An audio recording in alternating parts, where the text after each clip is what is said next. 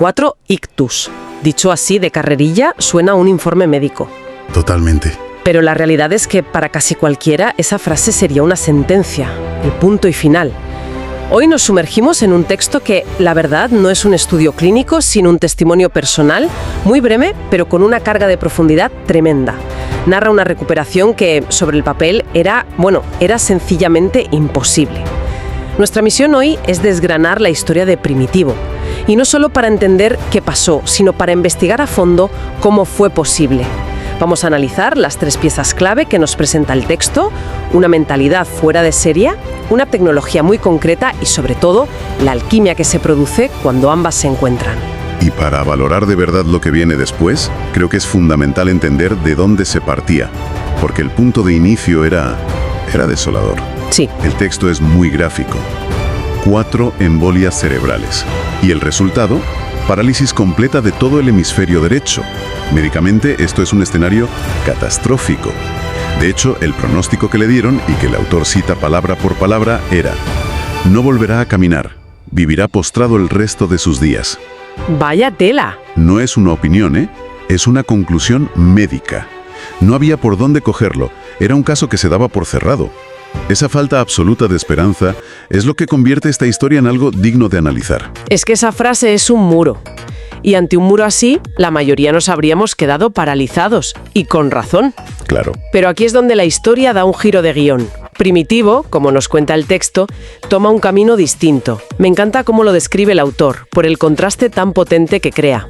Dice: en lugar de resignación, eligió resistencia. En lugar de despedida, eligió reto. Es una declaración de intenciones total. Es casi una declaración de guerra a su propio diagnóstico. Y todo arranca con una frase que le dice a su terapeuta, que es quien escribe esto: quiero volver a caminar. Ese es el verdadero pistoletazo de salida, no los ictus. Y lo que es fascinante de ese momento es que redefine por completo la dinámica de la terapia. En rehabilitación, la voluntad del paciente siempre suma, claro, pero en casos tan extremos se convierte en el motor. Sin esa chispa inicial no hay nada que hacer. Pero lo que el texto revela es algo más profundo.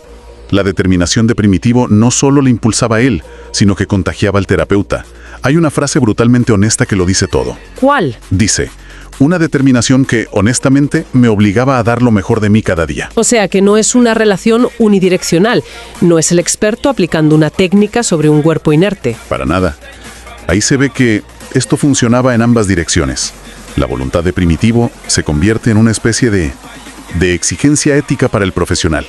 Le está diciendo: mira, yo voy a poner el 110%, no acepto menos de ti. Se crea una alianza. Exacto. Un pacto no escrito de no rendirse.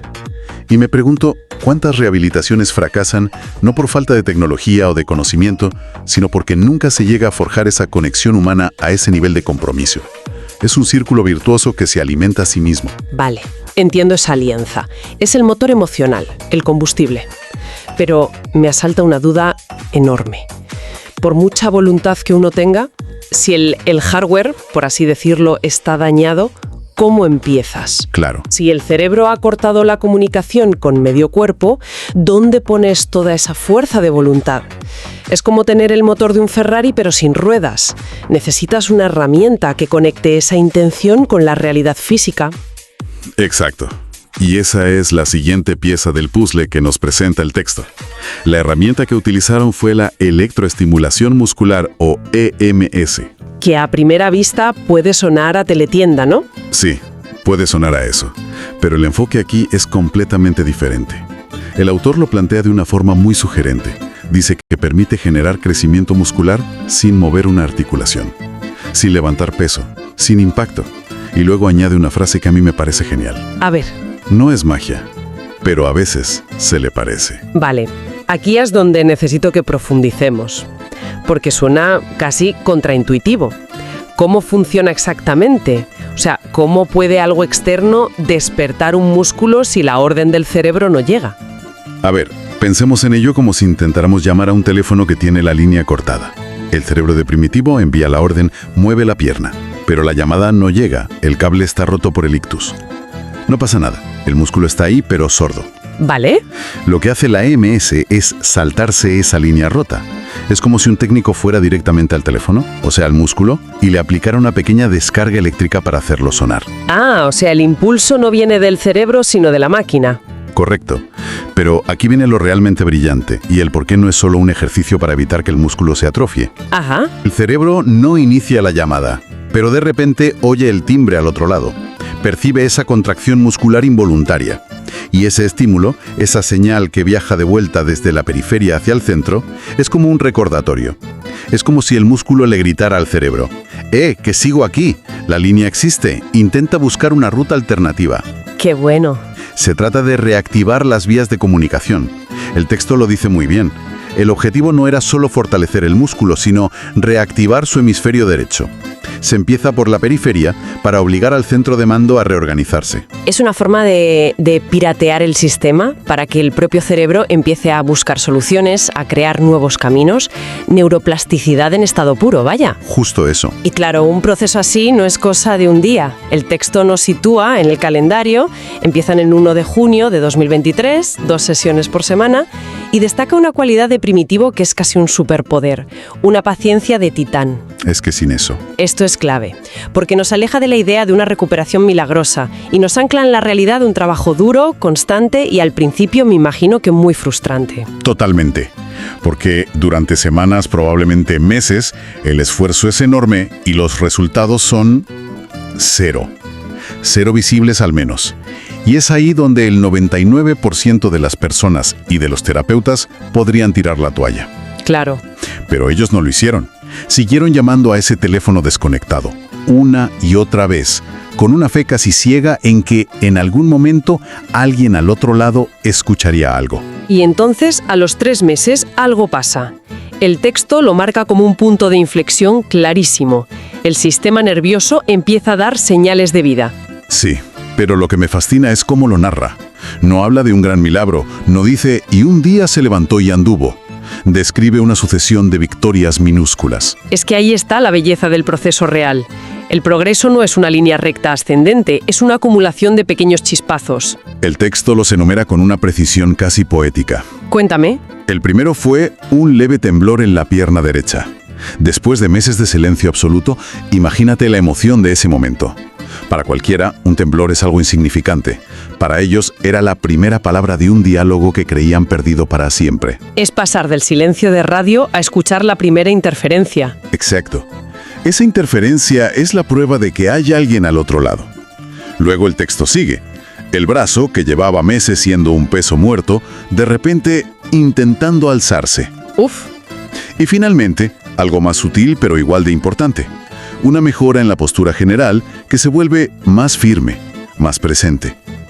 Estos pequeños hitos, que el autor llama victorias silenciosas, pero contundentes, son la evidencia irrefutable de que la reconexión neuronal estaba ocurriendo. El cerebro estaba buscando nuevas rutas. Efectivamente, estaba buscando y encontrando nuevas rutas para hacer llegar sus órdenes. Vale, aquí hay algo que me vuela la cabeza. Pasamos de un leve temblor a algo que el texto describe como un salto cualitativo gigantesco. El paso del entrenamiento pasivo, donde la máquina lo hace todo, a ejercicios activos. Sí, ese es el gran cambio. Es decir, Primitivo ya no es un receptor pasivo, sino que empieza a participar con su propia fuerza. ¿Qué tuvo que pasar en su cerebro para permitir ese salto? No es un progreso lineal, es casi como cambiar de sistema operativo. Es el momento en que se recupera la agencia. Durante meses, la tecnología fue un soporte vital, un sistema artificial que mantenía el diálogo. Pero en el momento en que Primitivo empieza a contraer sus músculos por voluntad propia, aunque sea mínimamente, y con la ayuda de la EMS, la tecnología cambia de rol. Ya no es un sustituto. No, pasa de ser un sustituto a ser un colaborador. Ya no es el técnico que hace sonar el teléfono, es un amplificador que ayuda a que la llamada, que ahora sí inicia el cerebro de Primitivo, llegue con más fuerza. Ese cambio es fundamental, no solo a nivel físico, sino sobre todo psicológico. Es el momento en que él vuelve a tomar las riendas. Y el resultado de todo este proceso es que el contraste con el punto de partida es brutal. Recordemos el pronóstico, postrado al resto de sus días. Es que parece increíble. Y ahora leemos la descripción que nos da el autor de su estado actual. Hoy Primitivo no solo se mueve, vuelve a vivir, camina, gesticula, abarca el mundo con sus brazos. Es que la imagen es potentísima. Pasa de estar contenido en una cama a abarcar el mundo. Sí. Y eso cambia por completo la naturaleza de su trabajo juntos. El autor lo resume en una frase preciosa. Ya no es rehabilitación, es celebración. Esa frase lo encapsula todo. Es la síntesis perfecta. Si conectamos todos los puntos que hemos analizado, la gran lección que extrae el autor es muy clara. Y la cito. La tecnología solo alcanza su máximo potencial cuando se une a la fuerza del espíritu humano. Es fundamental. Esto es fundamental. Esta historia no es un anuncio de la EMS, aunque demuestra su potencial, claro. Es la crónica de una sinergia. La tecnología sin la paciencia de Titán de Primitivo, sin su negativa a rendirse, no habría servido de nada. Y al revés tampoco. Y su voluntad, sin una herramienta que le permitiera construir un puente físico hacia su cuerpo, se habría estrellado contra un muro de frustración. Ninguna de las dos piezas funciona por separado. Imposible. Es la combinación de ambas lo que crea un resultado que redefine lo que se consideraba posible. La tecnología le dio el cómo, pero el espíritu de Primitivo siempre tuvo clarísimo el porqué.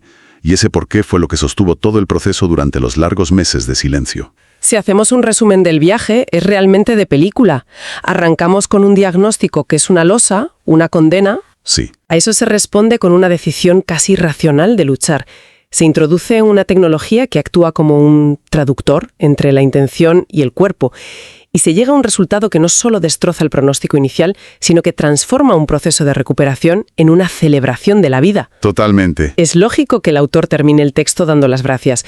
Dice que le agradece a Primitivo la confianza, pero sobre todo, y cito, por recordarnos a todos el poder increíble de la determinación. Y cierra con una frase que es el broche de oro, no solo para esta historia, sino como una reflexión universal. Dice, nunca es el final, hasta que tú decidas que lo es. Uf, es una frase que te deja pensando, ¿verdad? Va mucho más allá de este caso concreto. Totalmente. Convierte esta experiencia en una metáfora. Ya no hablamos solo de un ictus, hablamos de cualquier situación en la vida que parezca un muro insuperable. Una crisis profesional, una pérdida personal. Cualquier cosa. La historia de Primitivo parece sugerir que el punto final no siempre lo marcan las circunstancias, sino nuestra decisión interna sobre si la lucha ha terminado o no. Justo. Y a mí esto me suscita una última idea, si me permites. Claro, dispara. El texto nos ha mostrado cómo una tecnología física, la IMS, ha servido de puente para reconectar el cerebro con el cuerpo tras un trauma devastador. Ha sido la herramienta para reconstruir una conexión rota. Ajá. Y si extrapolamos esto, en un mundo donde a menudo nos sentimos desconectados de otras maneras, ¿no? Socialmente, emocionalmente, se me ocurre que podríamos necesitar otras tecnologías para reconstruir esos otros puentes. Exactamente. ¿Cuáles son nuestras M's para la soledad, para la ansiedad, para la polarización? ¿Qué herramientas, ya sean sociales como el voluntariado, psicológicas como la terapia o incluso artísticas como la música o la escritura, pueden ayudarnos a mandar esa señal, ese sigo aquí? Para empezar a reconstruir esas otras conexiones que dábamos por perdidas. Justo. La historia de Primitivo al final nos enseña que a veces, para reparar algo por dentro, se necesita un estímulo que venga de fuera, combinado eso sí con la inquebrantable decisión de querer volver a conectar.